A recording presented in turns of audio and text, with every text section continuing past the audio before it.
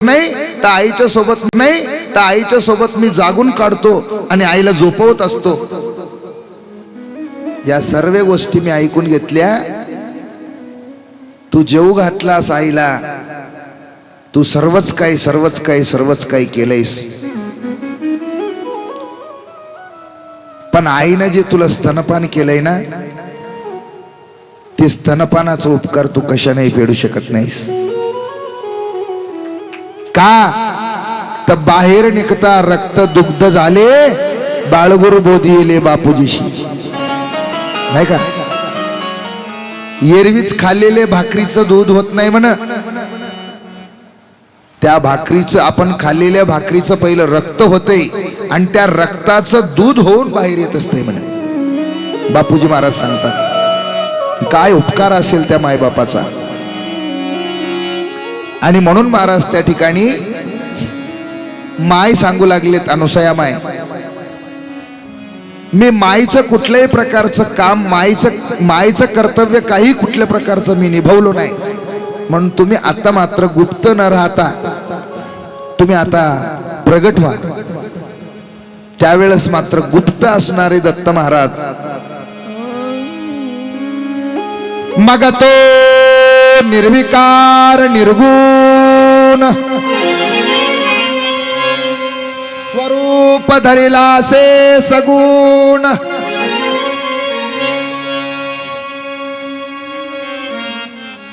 मातेशी म्हणे वचन, आम्ही प्रगटलो ऋषिकुळे दत्तात्रेय महाराज की जय. आत्र ऋषी अनुसया की जय. आनंद चिंतनम श्री गुरुदेव सद्गुरु समर्थानंद गिर महाराज, मंत श्री गोपाळ गिर महाराज, दत्तात्रेय महाराज की. दिगंबरा दिगंबरा देवा दत्ता दिगंबरा दिगंबरा देवा दत्ता दिगंबरा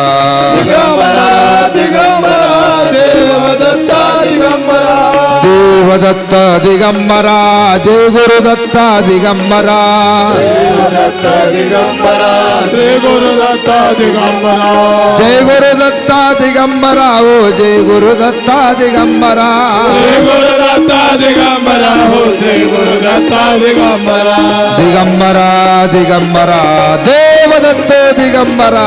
दिगंबरा दिगंबरा देवदत्त दिगंबरा. जय हो दिगंबरा दिगंबरा देवदत्त दिगंबरा. दिगंबरा दिगंबरा देवदत्त दिगंबरा. दिगंबरा दिगंबरा देवदत्त दिगंबरा. दिगंबरा दिगंबरा देवदत्त दिगंबरा. देवदत्त दिगंबरा.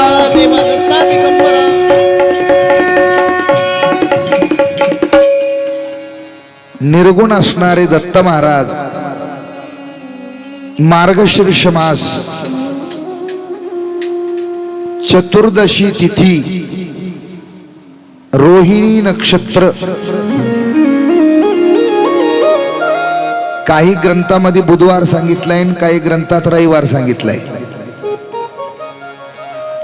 आता वार बुधवार धरा की रविवार धरा, दोन ठिकाणी आदित्यवार रविवारच. रविवार चतुर्दशी तिथी आणि रोहिणी नक्षत्र, या नक्षत्रावरती निर्गुण असणारे दत्त महाराज अनुसया माईच्या घरी सगुण झाले. आपण आरतीमध्ये म्हणत असतो ना, निर्गुण होता सगुण झाला भक्ता कारण, भक्ता कारण निज नामाचे संदूक उघडले आम्हा काय होना. निज नामाचे संदूक उघडले आम्हा काय होना. पावला प्रसाद आता भाग्य उदय आले, भाग्य उदय आले.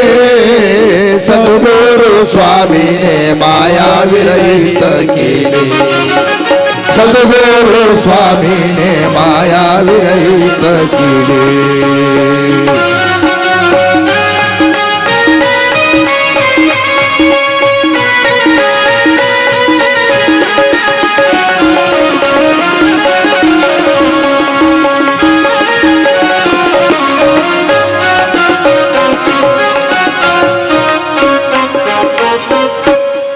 महापूजेवर सुद्धा म्हणत असतो आपण, निर्गुणाचा सगुण झाला करीती गजर, नाना वाद्य वाजती पहा भद्रिकेवर, नाना गायन करती पहा सुरवर किन्नर, नाच नाचती अष्टपर्या लावण्य सुंदर, तन तन तन तन तार वाजती, जुन जुन जुन जुन आवाज देते, गर गर गर गर लहऱ्या देते, गायन करिता निमग्न होती, महादैवता थाट थाट आल्या ती, महापूजेचा गजर ऐका तुम्ही एक चित्ती.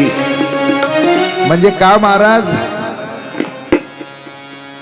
त्या दत्त महाराजाच्या दर्शनासाठी दत्त महाराज अवताराला आले, पण त्या दत्त महाराजाच्या दर्शनासाठी कोण कोण येत आहेत एका आरतीमध्ये खूप सुंदर सांगितलेले. भाद्रिका आश्रमासी झाला जय जयकार, भाद्रिका आश्रमासी झाला जय जयकार, भाद्रिका आश्रमासी झाला जय जयकार, भाद्रिका आश्रमासी झाला जय जयकार. आले ऋषी स्वर उत्सव करती, आले ऋषी स्वर उत्सव करती, आले ऋषीश्वर उत्सव करती, आले ऋषीश्वर उत्सव करती, आले ऋषी स्वर उत्सव करती, आले ऋषीश्वर उत्सव करती, भाद्रिकाश्रमासी झाला जय जयकार, अनसयेचा करे उभा जोडेत.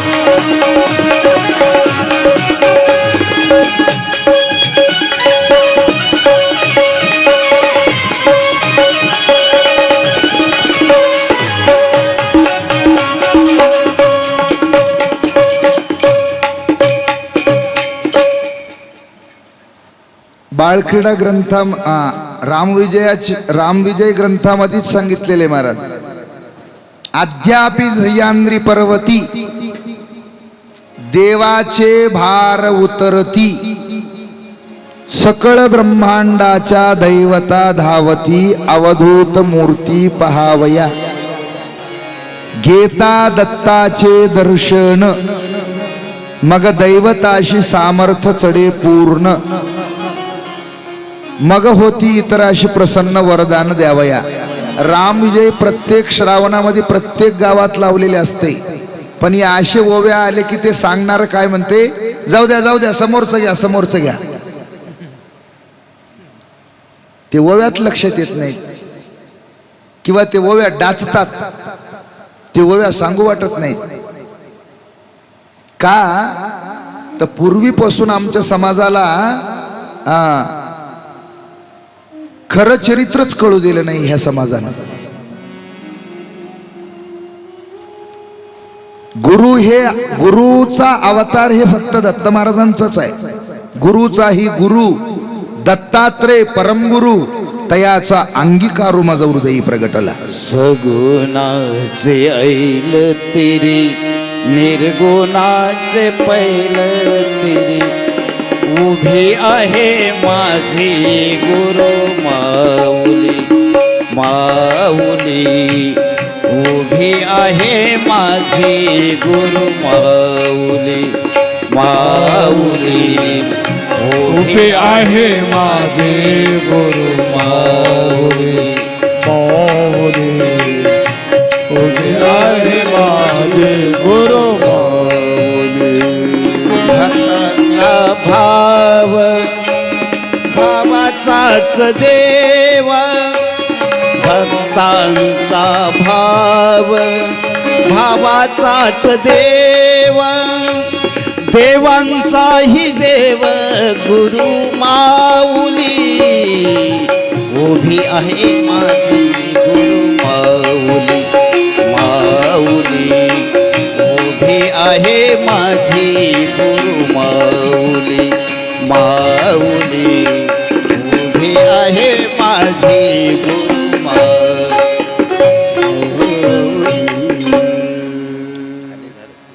सह्याद्री शिखरे रम्यम आत्री अनसुयानंदनम तम वंदे परमानंदम श्री दत्तात्रेयम जगद्गुरुम. आणि म्हणून महाराज त्या ठिकाणी सर्व देवी देवता दत्त महाराजांचा प्रगटोत्सव सोहळा करण्यासाठी येत आहेत. कोण कोण येत आहेत तर त्या ठिकाणी एका आरतीमध्ये खूप सुंदर असं वर्णन आलेले आहे. झाली दीपदानाची वेळ आला जन्म मिळाला मेळ चला जाऊ आपण राहुळा पाहू आनंद सोहळा पाहू आनंद सोहळा वाळू परब्रह्म पुतळा. जय देव जय देव जय दिगंबर सद्गुरु दयाळा ओवाळीन पंच प्राणन कोर हृदया वेगळा. आले दैवत सकळा सत्य सद्गुरु आगळा तुझ्या अंगी अनंत कळा नकळे ब्रह्मदिकासी लीळा नकळे ब्रह्मदिकासी लीळा प्रभू अविनाश होय निर्मळा. आले षडगण चालून उभी शारदा कर जोडून आले इंद्र विमानी बैसून ध्यान करी सहस्त्र नयन शशी सूर्य करी भ्रमण नित्य करती प्रदक्षिणा.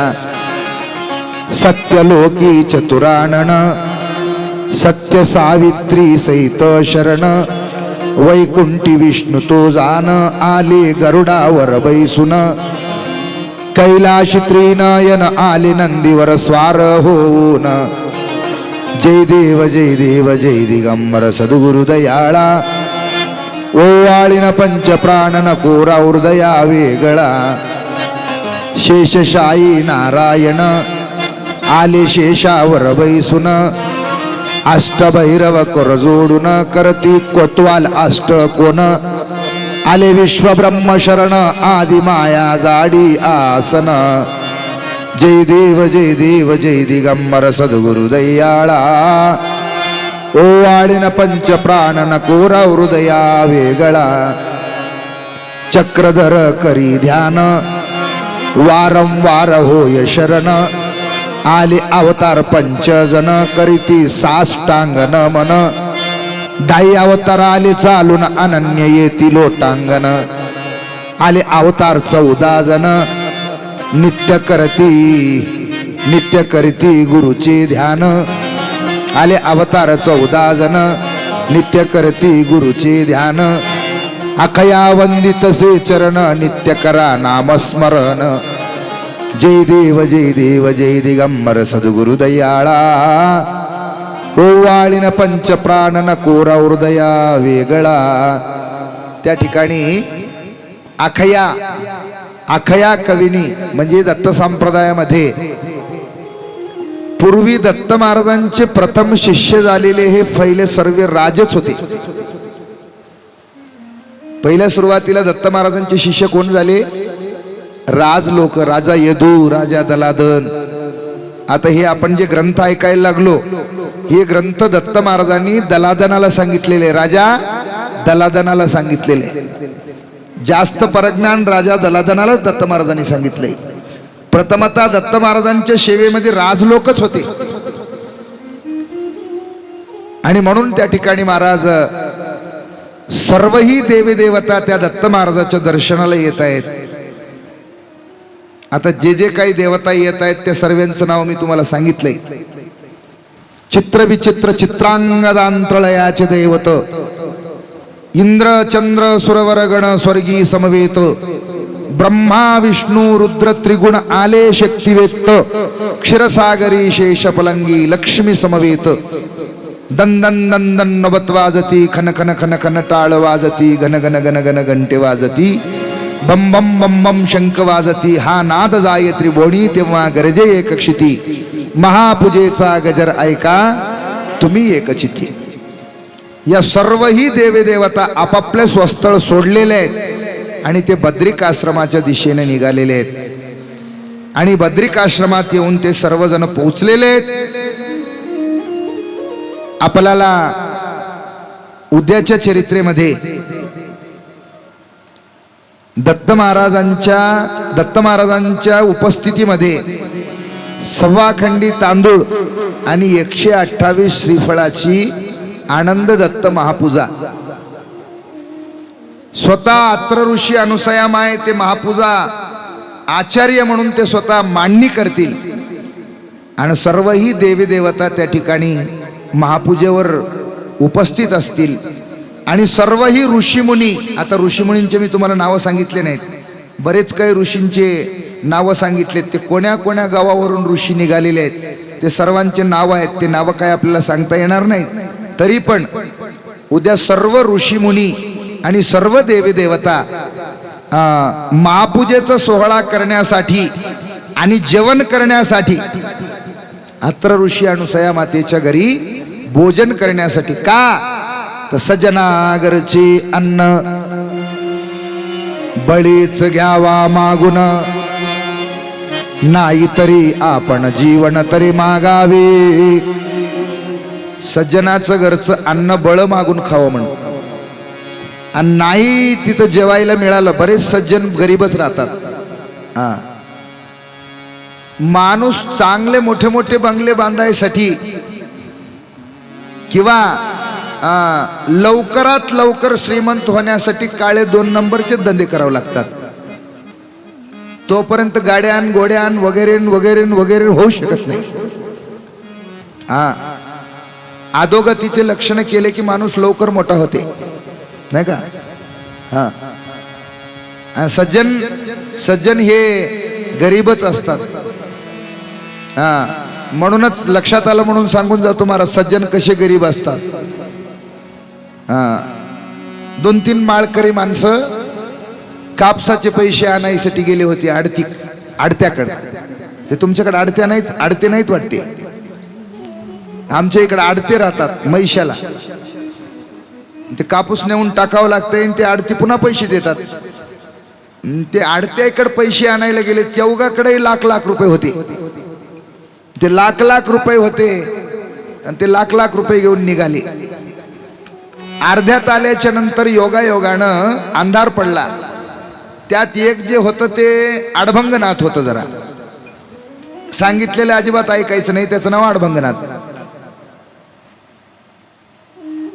ते रस्त्यावरच झोपतो म्हणू लागलं. ते 2-3 म्हणले पैसे आहेत कुठं तर आडुशाला झोपावं, कोणा झाडाखाली झोपावं. ते म्हणलं अजिबात जमत नाही, मला झोप यायला लागले, मी रस्त्यावरच झोपतो. रस्त्यावरच झोपलं आणि ते योगायोगानं हे 2-3 जाऊन बाजूला एका झाडाखाली झोपले. रात्री 12 वाजले, 12:30 वाजता 2-4 चोर आले तिकडून. आणि ते योग असं महाराज, हे सर्व चोर याला ओलांडून निघून गेले. आखरीचं जे चोर होतं त्या चोराच्या पायाला हे लागलं. रस्त्यात झोपलेलं होतं ना, त्या मागल्यानं ओरडून सांगितलं समोरच्याला, पुढे जाऊ नका, पुढे कुठेही जायचं काम नाही आणि आपल्याला इथंच गिराईक सापडलं. त्या पुढच्याईनं सांगितलं, रस्त्यावर पडलेले असेल तर पिदाडा असेल त्याच्या नादी लागू नको म्हणजे. रस्त्यावर असेल तर ते काही गुन्हानं पडलं नसेल म्हणले, पिऊन पडला असेल त्याच्या नादी लागायचं नाही. याला ताबडतोब जाग आली. हे म्हणलं, ए कोणाला पिदाडा म्हणालास? म्हणला, हे पाय माळ, मी माळकरी हो. म्हणला, माळकरी पाय माळ पाय. ते समोर गेलेले चोर म्हणलं, माळकरी असेल तर ते फकाट राहतात. म्हणला, माळकरी त्याच्या नादी लागायचं नाही. सज्जन कसे राहतात? फकाट राहतात. सज्जन कसे राहतात? गरीब राहतात. सज्जन कसे राहतात? हा, जोडोन यादन उत्तम व्यवहारे, उदास विचारे वेच करी, उत्तमची गती तो एक पावेल, उत्तम भोगील जीवखानी. एका ठिकाणी महाराज खूप सुंदर सांगतात, उत्तम व्यवहारापासून धन जमा करावं आणि ते खर्च करत असताना विचारपूर्वक खर्च करावा. अनाठाई खर्च, धन खर्च करू नये ते ठिकाणी खर्च करू नये. ते कामी लागलं पाहिजे, कार्याला लागलं पाहिजे काहीतरी. आणि म्हणून अशा धन जमा केल्यावर इहलोकाची सुख प्राप्त होते आणि पारलोकाचे सुख प्राप्त होते. उद्या तुम्हाला मी सांगून जातो उत्तम धन कशाला म्हणतात. आळंदीला मी शिकायला होतो त्यावेळेस आमचे गुरुजी सांगायचे, 4 गोष्टी ज्याच्यात येत नाहीत ते उत्तम धन आहे. मग ते 4 गोष्टी कोणत्या आहेत उद्याच्या कथेमध्ये सांगून जातो तुम्हाला. उत्तम प्रकारचं धन जिथं असतंय त्याला सज्जन म्हणतात. देवाचं नामस्मरण सारखं करतंय त्याला सज्जन म्हणतात. अंतरंगात कोणाबद्दल वाईट चिंतन करीत नाही त्याला सज्जन म्हणतात. कोणाबद्दल कधीही वाकडं कधी कोणाला बोलत नाही, कोणाचं मन दुखेल असं बोलत नाही त्याला सज्जन म्हणतात. कधी कोणाला कमी लेखत नाही त्याला सज्जन म्हणतात. नाही का? नाही तर आपलं काम काय असतंय, लोकांची निंदा करायची ना आपण चांगले आहो म्हणून सांगायचं. लोक काही येडे नाही तर तुम्ही लोकांच्या समोर जितक्या लोकांची निंदा केली तितकं तुम्हाला फालतू समजतात. लोक ऐकून घेतात, फक्त ऐकून घेऊन शानिशा करणारे लोक जगात तयार झालेत. निंदा करणाऱ्यालाच फालतूत गिनतीत काढतात. म्हणून महाराज त्या ठिकाणी सज्जन हे गरीब असतात आणि सज्जनागरचे अन्न बळेच घ्यावा मागून. गरीब असल्यामुळे त्याच्या घरी जेवायला मिळत नसेल तर त्याच्या घरी पाणी तर पिऊन यावं म्हणून. नाही तरी आपण जीवन तरी मागावे, पाणी तरी पिऊन यावं, उपाशी त्याच्या घरून येऊ नये. मग दुर्योधनाची घरची तुपा पोळी काही कामाची नाही. वाम मार्गाने जमा केलेले जे धन आहे त्यानं यज्ञ केला काय आणि दुसरं काही केला काय, त्याला काही पुण्य प्राप्त होत नाही आणि त्याला दत्त महाराज प्राप्त होत नाही. दत्त महाराज त्याच्या दानावर समाधान राहत नाही. वाम मार्गाने जमा केलेले जे धन आहे आणि म्हणून महाराज आमचे समर्थ सद्गुरू आनंदगिरीजी बापू त्यांचं एक दृष्टांत सांगितलं माझ्या गुरु महाराजांनी. आमचे गुरु महाराज आनंदगिरीजी बापूंच्या बरेचसं सहवासात राहायचे. बापूच्या समोर आता त्या काळामध्ये दक्षिणा टाकायचं म्हणजे रुपयाच्याच बंद्या होत्या. महाराजाला दक्षिण द्यायचं म्हणल्यावर रुपया. बाई मी गुरु केले 1.25 रुपया दिले, बाई मी गुरु केले नाही का. पैसेच किती होते महाराज, रुपया नाही तर 1.25 रुपया. रुपया देणारा जे माणूस आहे त्याला तिंदा बापू म्हणायचे. म्हणा बापू हे फार महत्वाचे पैसे आहेत रे, हे फार प्रेमाचे पैसे आहेत रे, हे फार कष्टानं जमा केलेले पैसे आहेत रे, याच्यात फार मोठं प्रेम लपलेलं आहे रे, असं म्हणून त्या रुपयाला तिंदा असं खालीवरी करून बघायचे. म्हण त्या काळात 10 रुपयाची तर नोटात कमीच होतेच. म्हण 5 रुपयाची जर नोट कोणा टाकली, 5 रुपयाचे बंदेही नव्हते, 5 रुपयाची नोट जर कोणा टाकली तर त्याच्या तोंडाकडे मार्गाने जमा केलेली धन आहे.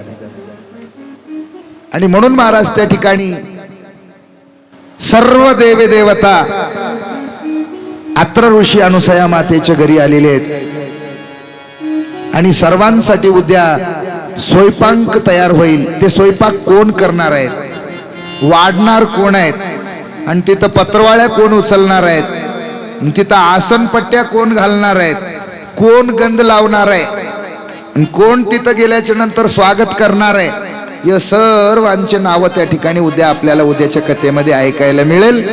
तत्पूर्वी सर्वांनी एकदाच प्रेमानं भजन करायचं आहे. हातवाले मंडळी हात वर करा.